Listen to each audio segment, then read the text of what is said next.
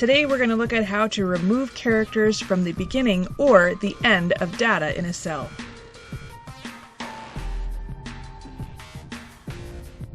In this example, we're going to look at a code.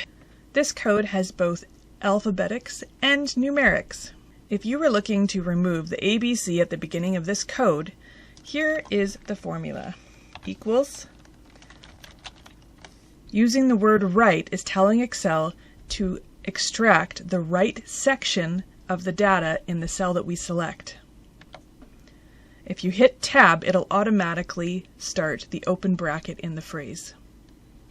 Next, click on the cell that contains the data, comma, type in the word LEN, length, hit Tab to add another open bracket, click on the same cell again, close bracket, and then subtract characters you would like to remove. And in this case, we are removing 3.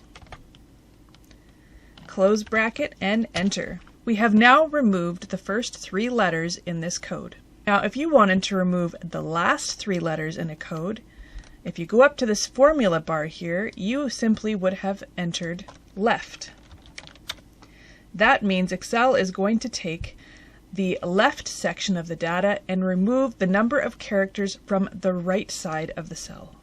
And now we have removed the 219 off the right section of this cell. Look below in the comments to see the details of this formula. Thanks for watching Nerdalific today, and we'll see you next time.